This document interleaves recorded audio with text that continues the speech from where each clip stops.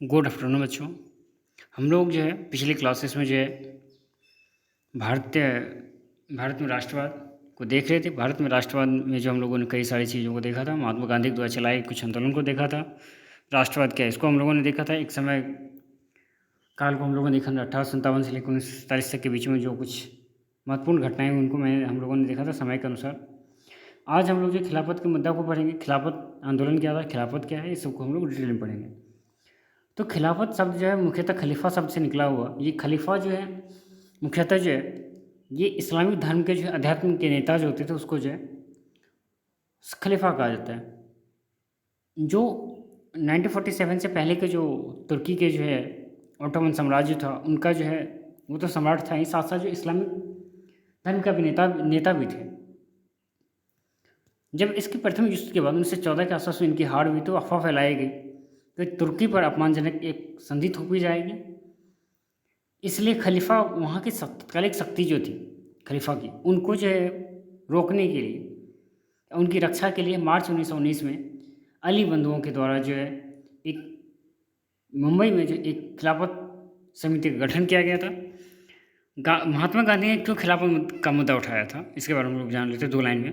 क्या Rowlatt act की असफलता के बाद महात्मा गांधी ने पूरे भारत में ज़्यादा जनाधार वाला जो है आंदोलन खड़ा करना चाहिए। जनाधार वाले आंदोलन का मतलब आप समझिए कि एक लार्ज बेस पे लोगों के होने चाहिए, जिससे रौलट एक्ट में कई सारे लोग डर गए, जिसके वजह वो या तो सत्याग्रह करने के नाम पे डर रहे थे या उनको चीज़ों से बहुत कुछ डर रहे थे। तो गांधी जी चाहते थे कि इन चीज़ों को जो है एक मजबूती से उठाया जाए, फिर से जो है सफलता की ओर हम लोग कदम बढ़ाएं। उन्हें विश्वास था, गांधी जी को ये विश्वास था कि बिना हिंदू और मुसलमान की एकता के बिना जो राष्ट्रीय आंदोलन खड़ा करना असंभव है, और इसलिए इस मुद्दे को जो उन्होंने उठाया। ठीक है। और गांधी जी के द्वारा एक बुक लिखी गई थी जिसका नाम था हिंद स्वराज, जिन पर उन्होंने जो भारत में ब्रिटिश शासन और असहयोग आंदोलन की जो है बात की गई और उन्होंने बहुत जोर दिया इन पर। फिर असहयोग आंदोलन क्या था इसके बारे में हम लोग जान लेते हैं। अपनी प्रसिद्ध पुस्तक स्वराज में 1909 में महात्मा गांधी ने लिखा कि भारत में अंग्रेज राज इसलिए स्थापित हो पाया है क्योंकि भारतीयों ने उनके साथ सहयोग किया और उसी सहयोग के कारण अंग्रेज हुकूमत कर रहे हैं। यदि भारतीय सहयोग करना बंद कर दे तो अंग्रेज राज में 1 साल के अंदर चरमरा जाएगी और स्वराज आ जाएगा। गांधी जी को विश्वास था कि यदि लोग सहयोग करना बंद कर दे तो अंग्रेजों के पास भारत छोड़कर चले जाने के अलावा कोई चारा नहीं रहेगा। असहयोग आंदोलन के कारण क्या क्या थे इसको हम लोग देख लेते। प्रथम महायुद्ध खत्म हुआ और अंग्रेजों द्वारा भारतीय जनताओं को शोषण करना आरंभ किया। अंग्रेजों द्वारा जो है स्वराज प्रदान करने की बात से जो मुकर जाना, जिन्होंने उन्होंने वादा किया था 1914 प्रथम युद्ध में अगर उससे सहायता दी जाएगी, मतलब उससे जो है तो फिर वो जो है भारत को आज़ाद कर देंगे। ठीक है। फिर उसी के बाद जो वो 1918 में जो जीतते हैं पहले विश्व युद्ध, और इसके बाद क्या होता है कि फिर उन्होंने जो 1919 में रौलट एक्ट पास कर देते हैं। फिर उसी के जस्ट बाद जो जलियांवाला बाग हत्याकांड हो जाते हैं। फिर कलकत्ता अधिवेशन 1919 में जो कांग्रेस असहयोग आंदोलन का प्रस्ताव बहुमत से पारित हुआ। असहयोग आंदोलन कुछ प्रस्ताव इस प्रकार थे कि अंग्रेजी सरकार द्वारा प्रदान की गई उपाधियां वापस की जाएगी, सिविल सर्विस, सेना, police, court, legislative assembly, school का बहिष्कार किया जाएगा, विदेशी वस्तुएं जितने भी हैं सभी का बहिष्कार किया जाएगा। यदि सरकार अपने दमनकारियों नीतियों से बाज न आए तो संपूर्ण सविनय अवज्ञा आंदोलन आरंभ किया जाएगा। ठीक है। असहयोग आंदोलन से जो है संबंधित कांग्रेसी कुछ अधिवेशन हुए। सितंबर 1920 में असहयोग आंदोलन पर स्वीकृति अन्य नेताओं द्वारा दिए गए। दिसंबर 1920 को स्वीकृति पर मोहर एवं शुरुआत पर सहमति जताई गई। इस आंदोलन में जो अलग अलग धाराएं हुई जिनको हम लोग थोड़ा डिटेल पढ़ लेते हैं। असहयोग आंदोलन खिलाफत आंदोलन की शुरुआत जनवरी 1921 में हुई और विभिन्न सामाजिक समूहों द्वारा आंदोलन में हिस्सा लिए गए, परंतु प्रत्येक वर्ग ने अपनी अपनी महत्वाकांक्षाएं थी जो उसे पूरा करना चाहते थे इसी के अंदर। लेकिन सभी के लिए स्वराज का अर्थ भिन्न था। सभी चाहते थे स्वराज मिले, लेकिन सभी का स्वराज का मतलब ही अलग अलग था। ठीक है। प्रत्येक सामाजिक समूह ने आंदोलन भाग लेते स्वराज का मतलब एक ऐसा युग लिया जिसमें सभी कष्ट और सारी मुसीबतें खत्म हो जाएगी। ठीक है, और शहर में जो असहयोग आंदोलन धीरे धीरे धीमा पड़ने लगा तो इसकी वजह भी हम लोग जान लेते हैं। चक्की में पड़े कपड़ों की तुलना में खादी कपड़े और महंगा अत्यधिक हो रहा था, क्योंकि देखिए आप इस बात को समझ सकते हैं, जब हाथ से बनाया जा रही चीज़ें तो वो महंगा होगी, क्योंकि मशीन बनाई जाती लार्ज स्केल पर बनाई जाती है, यानी कि बड़े स्तर पर बनाई जाती है। जब बड़े स्तर पर बनाई जाएगी तो आप समझ सकते हैं कि स्वतः जो उसकी प्राइसेस घट जाएगी। ठीक है, तो जब गरीबों लोग कपड़े नहीं खरीद सकते तो वो बहिष्कार कैसे कर सकते हैं, क्योंकि आम लोगों के बस की बात नहीं थी, मतलब जो है हैंडमेड चीज़ें खरीदी जानी, क्योंकि अंग्रेज ने उनको महंगे कर दिया था।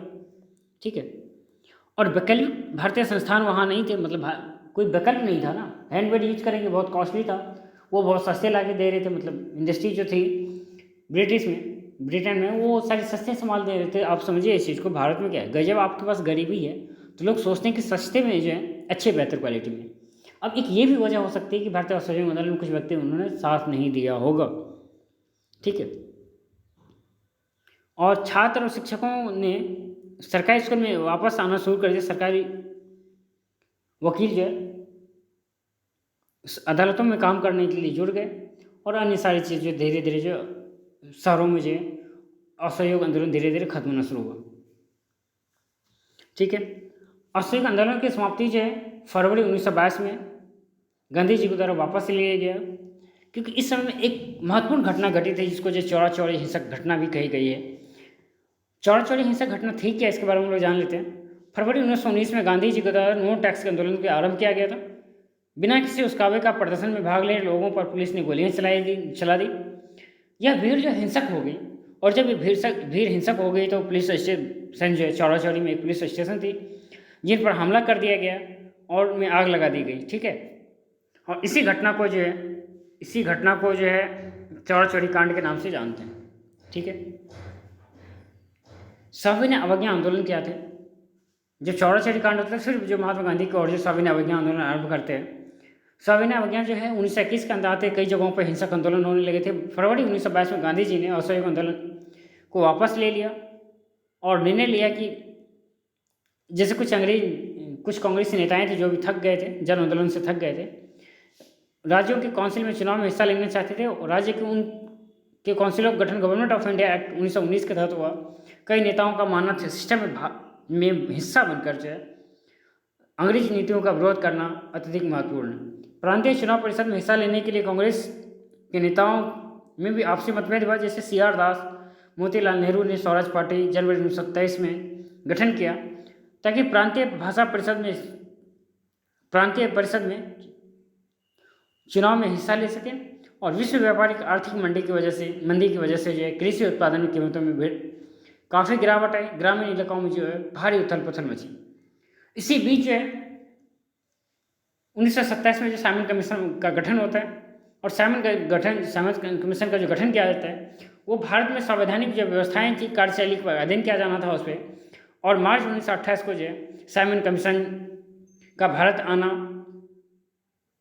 तय हुआ, और संपूर्ण भारत में इनका विरोध किया गया। कांग्रेस ने इस आयोग का विरोध इसलिए किया क्योंकि इसमें एक भी भारतीय शामिल नहीं थे। दिसंबर 1919 को जवाहरलाल नेहरू की अध्यक्षता में कांग्रेस का लाहौर में अधिवेशन हुआ, जिनमें पूर्ण स्वराज की संकल्प की पारित किया गया, और 26 जनवरी 1930 को स्वतंत्रता दिवस घोषित किया गया। लोगों ने आह्वान किया कि वे संपूर्ण स्वाधीनता के लिए संघर्ष करें, और 1930 के आसपास में जो गांधी जी के द्वारा असहयोग आंदोलन और नमक यात्रा भी आरंभ निकाले गए। जनवरी 1930 में गांधी जी के द्वारा जो लॉर्ड इरविन के समक्ष 11 मांगे रखी गई। ये मांगे जो है उद्योगपति से लेकर किसान तक विभिन्न तबके के लोगों से जुड़ा हुआ था। यह महत्वपूर्ण मांग जो नमक कर खत्म करने को लेकर था, और लॉर्ड इरविन ने इनमें भी भाग लिया, और इनके मांग जो थे, मतलब गांधी जी की जो मांग था उनको मांगने के लिए तैयार नहीं हुए, और 12 मार्च 1930 को गांधी जी ने नमक यात्रा शुरू की, जिसको दांडी यात्रा के नाम से जाना जाता है।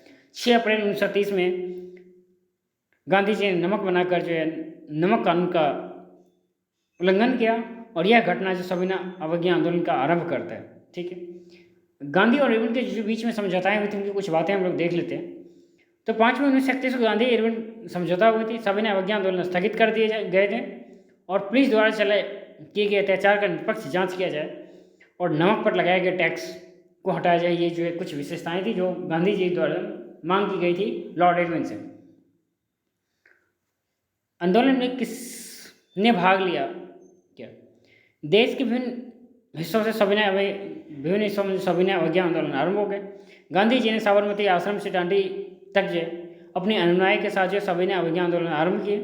ग्रामीण इलाकों गुजरात के अमीर पाटीदार, उत्तर प्रदेश के जाट आंदोलन सक्रिय थे। चूँकि अमीर संप्रदाय व्यापार अवसाद से थे और गिरती कीमतों से काफ़ी ज़्यादा प्रभावित थे। वे सविनय अवज्ञा आंदोलन के उत्साही समर्थक बन गए। व्यापारियों और उद्योगपतियों द्वारा आयातित वस्तुओं खरीदने और बेचने से इनकार करके वित्तीय सहायता देकर आंदोलन का समर्थन किया।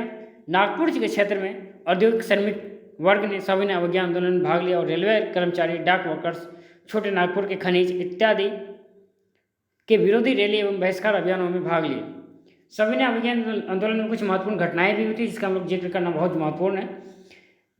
देश के विभिन्न हिस्सों में नमक कानून का उल्लंघन किया गया, विदेशी वस्तुओं का जो है बहिष्कार किया गया और शराब की दुकान पर जो पिकेटिंग जो की गई और वन कानून का जो है उल्लंघन किया गया। सविनय अवज्ञा आंदोलन के जो ब्रिटिश सरकार की प्रतिक्रिया क्या थी इनके बारे में हम लोग देख लेते हैं। कांग्रेस नेताओं को हिरासत में लिया गया, निर्मम दमन किया गया, शांतिपूर्ण सत्याग्रही पर आक्रमण किया गया, महिला एवं बच्चाओं तक को भी जो है छोड़ा नहीं इन्होंने और लगभग जो 1,000 नहीं बल्कि 1,00,000 लोगों को जो गिरफ्तार किया गया उस समय में। सविनय अवज्ञा आंदोलन के प्रति लोगों के औपनिवेशिक सरकार की प्रतिक्रिया, लोगों के द्वारा सरकारी कानून भंग करना आरंभ कर दिए। जेल को दबाव बनाने के आंदोलन को दबाव बनाने के लिए कांग्रेस ने सरकार से लोहा के तौर पर लोहे से टकरता ली और हजारों लाखों लोग जेल गए और इसी समय जो गांधी जी को भी अरेस्ट कर लिया गया था। जनता में अब बढ़ चढ़ कर भागीदारी लेने लगी क्योंकि उसके मुख्य नेता जो गांधी जी थे उनको भी जेल की हवा खानी पड़ी। सविनय अवज्ञा आंदोलन कुछ विशेषताएं को अगर हम लोग देखें तो इस बार न केवल अंग्रेज सहयोग करने के लिए बल्कि औपनिवेशिक कानूनों को उल्लंघन करने के लिए आह्वान किया जाना लगा था और देश के विभिन्न भागों में हजारों लोगों ने नमक तोड़कर कानून बनाया और सारी नमक कारखानों के सामने प्रदर्शन किए और जो विदेशी वस्तुएं थी उनका बहिष्कार किया जाने लगा और किसानों ने लगान और चौकीदारों ने कर चुकाने से इनकार कर दिया। वनों में रहने वाले लोग और वन कानून का उल्लंघन कर आरंभ कर दिया। सविनय अवज्ञा आंदोलन में महिलाओं की क्या भूमिका थी इसका हम लोग जिक्र करना जरूरी है। आप इन बात को समझ सकते हैं कि जब आप किसी आंदोलन में महिलाओं की भागीदारी की बात नहीं करते थे आप असंवनीय बात कर रहे हैं। आप एक प्रतिपक्ष या प्रतिपक्ष की बात करें, आप सोसाइटी में एक जो है लिंग भेद नीति की जो है उल्लंघन कर रहे हैं, तो आपको इन चीज़ को जिक्र करना चाहिए क्योंकि जितने महिलाएं महत्वपूर्ण हैं उतने पुरुष भी महत्वपूर्ण हैं, उतने बच्चे भी महत्वपूर्ण हैं क्योंकि वो एक भारतीय समाज के हिस्सा है और अंग है। औरतों ने बड़ी संख्या में गांधी जी के जो नमक सत्याग्रह में भाग लिया था और औरतों जो हजारों औरतें उनकी बात सुनकर यात्रा के दौरान जो घर से बाहर आ जाती थी और उनकी जो यात्राओं जुलूसों को की स्वागत करते थे माला और फूलों से। उन्होंने जुलूस में भाग लिया, नमक बनाया, विदेशी कपड़ों का बहिष्कार किया, दुकानों की पैकेटिंग की जो जगह थी उनको जलाई गई।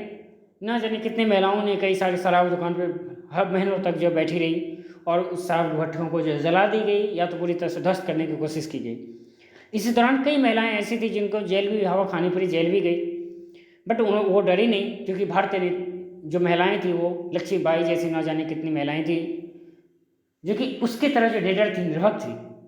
और भारतीय महिलाओं को यह नहीं कह सकते आपकी भारतीय महिलाएं जो डरुक थी या भारतीय महिलाएं जो निर्भीक नहीं थी। भारतीय महिलाएं इतनी निर्भक थी कि वो अपने आप को जो सोसाइटी में खड़े करने की तमन्ना रखती थी, कोशिश करती थी, बट वो अपनी कुछ मर्यादाओं की उल्लंघन नहीं करना चाहते या मर्यादाओं की जो आप कहते हैं बेड़ियाँ नहीं तोड़नी चाहती थी।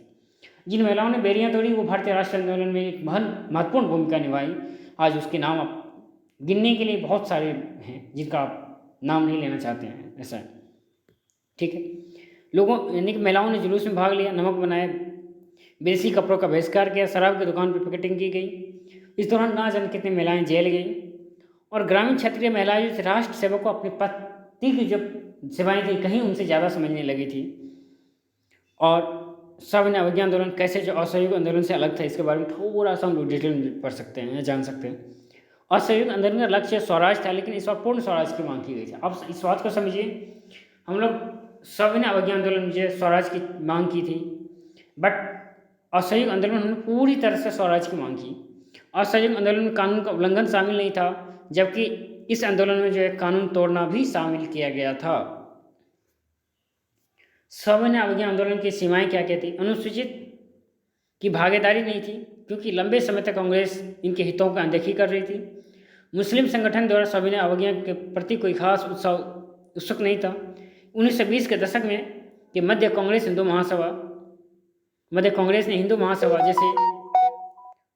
हिंदू महासभा जैसे कुछ धार्मिक संगठन करीब आने लगे थे और दोनों समुदाय के बीच में संदेह और आत्मविश्वास का माहौल बना हुआ था।